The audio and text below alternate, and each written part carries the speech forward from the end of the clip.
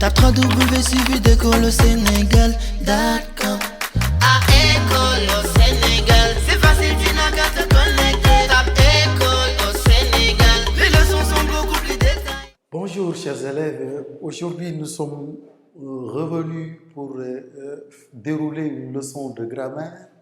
Si vous vous rappelez chers élèves de 6e, les dernières leçons qu'on avait eu à faire qui portaient sur la communication, après la communication on a eu à étudier la phrase et en étudiant la phrase, si vous vous rappelez, on a eu à étudier les types de phrases et les formes de phrases. Les types de phrases comme nous les avions énumérés, nous avions la phrase déclarative, nous avions la phrase interrogative, nous avions la phrase exclamative et la phrase impérative.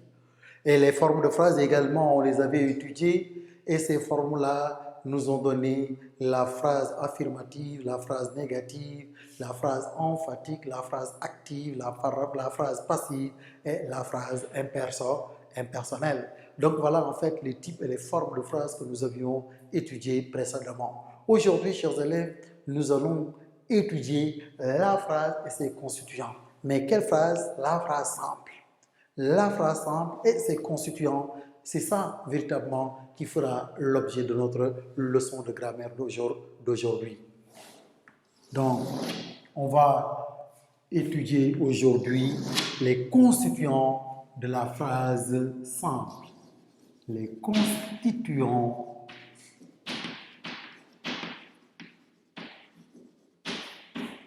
de la phrase simple. Donc voilà aujourd'hui, chers élèves, l'objet de notre leçon. Pourquoi la phrase simple? Parce qu'en réalité, la phrase simple, en dehors de la phrase simple, on peut avoir en français, en grammaire, ce qu'on appelle la phrase composée, la phrase complexe. Et ça, vous allez voir ça en classe de 4e. Parce que la phrase composée, c'est une phrase qui est composée de plusieurs propositions indépendantes coordonnées ou juxtaposées.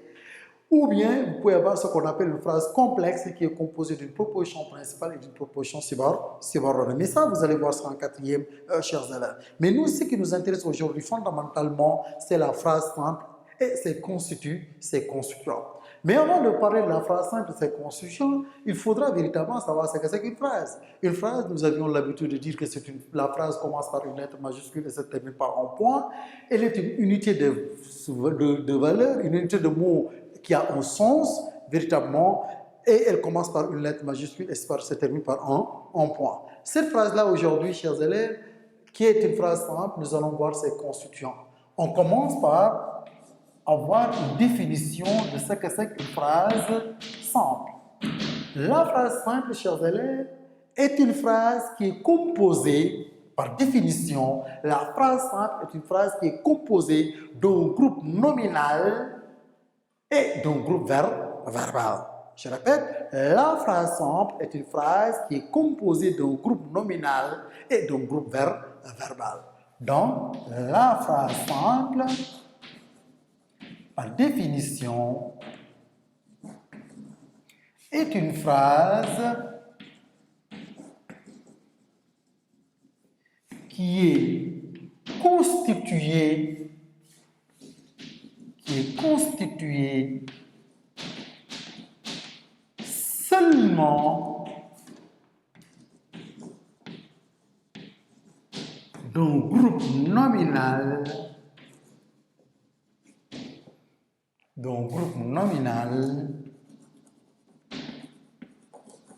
et d'un groupe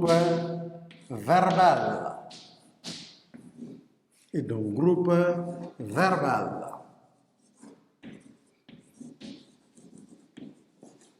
Donc ça, chers élèves, c'est à retenir. Donc la phrase simple est une phrase qui est constituée seulement d'un groupe nominal et d'un groupe verbal. D'accord? Exemple, quand je dis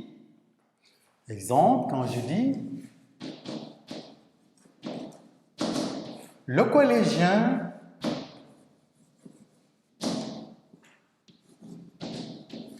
apprend ses leçons. Le collégien apprend ses leçons.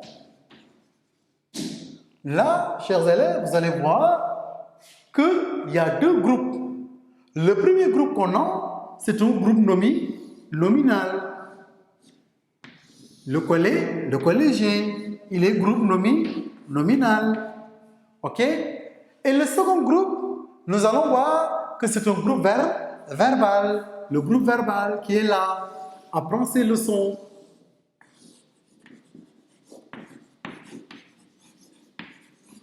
Donc, là, on a une phrase ici qui est une phrase simple. Pourquoi une phrase simple? Parce qu'il y a un groupe nominal et il y a un groupe verbal. Et c'est ça, en réalité, qu'on appelle la phrase simple. Encore une fois de plus, une phrase simple, elle est constituée seulement d'un groupe nominal et d'un groupe verbal. Maintenant, nous allons commencer par ce qu'on va appeler le groupe nominal. En grand temps, nous allons étudier le groupe nominal et ses différentes composantes. Le groupe nominal. Le groupe nominal, chers élèves, c'est le premier groupe de la phrase simple. Il est constitué autour d'un sujet. D'accord? Ici, le sujet est collégien. Il est constitué autour d'un sujet et il y a des éléments qui gravitent autour du sujet. Maintenant, ce groupe nominal-là que vous avez, on a trois types de groupes nominaux. Soit le groupe nominal, il est un groupe nominal simple. Le groupe nominal peut être un groupe nominal simple.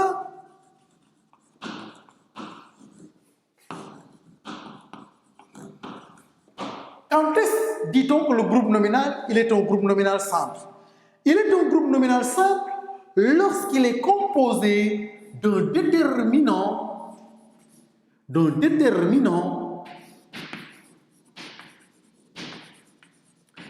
plus un nom. Lorsqu'on a un déterminant plus un nom, là on parle de groupe nominal simple. Exemple, quand je dis le paysan. Le paysan ici, il est un groupe nominal simple. Pourquoi un groupe nominal simple? Parce qu'ici, il y a le qui est un déterminant plus un nom qui est paysan. Donc, je disais que le groupe nominal simple est un groupe nominal qui est composé d'un déterminant, qui est constitué d'un déterminant plus un nom. Le paysan, là, on a le qui est déterminant, paysan qui est un nom. Quand je dis un écolier, là aussi également, on a un groupe nominal simple parce qu'on a ici un déterminant plus un nom. OK?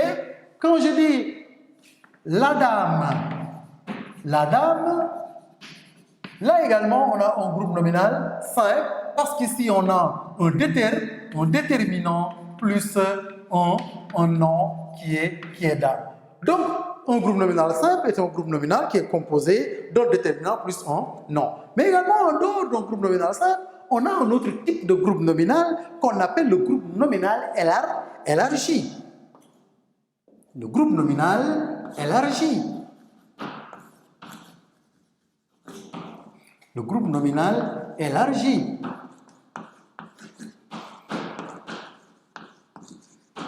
Donc, pourquoi on l'appelle groupe nominal élargi? Parce que le groupe nominal peut être enrichi par d'autres mots. Ici, regardez, quand je dis le paysan, je peux élargir le groupe nominal en y ajoutant soit un adjectif qualificatif, soit en y ajoutant un complément du nom, ou bien soit en y ajoutant une apposition. Donc, je peux élargir le groupe nominal. Mais non, un groupe nominal est dit groupe nominal élargi lorsqu'il est constitué d'un déterminant, OK, plus un adjectif, plus un nom. D'accord? Là, j'ai élargi le groupe nominal en lui ajoutant un adjectif qualificatif.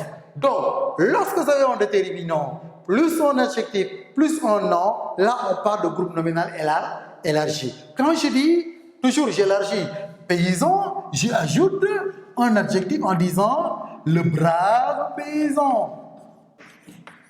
Le brave paysan. OK? Vous voyez, chers élèves, ici, qu'on a ici un déterminant plus un adjectif qui est brave plus un nom qui est paysan. D'accord? Un écolier, quand je dis toujours en élargissant, je peux dire un jeune écolier. Là, à partir de ce moment, j'ai un déterminant qui est là, qui est un, plus jeune qui est un adjectif, et plus écolier qui est un nom.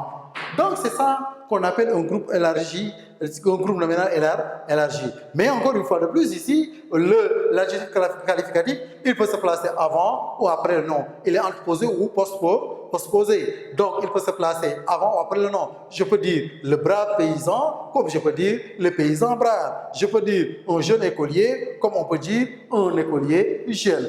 Donc c'est ça qu'on appelle un groupe nominal élargi. Encore une fois de plus, un groupe nominal est dit groupe nominal élargi lorsqu'il est composé d'un déterminant plus un adjectif plus un nom. Et il est groupe nominal simple lorsqu'il est composé d'un déterminant et un nom seulement. Maintenant, il y a le troisième type de groupe nominal qu'on appelle le groupe nominal prépositionnel. Tape www.suividecolosénégal.com. À école au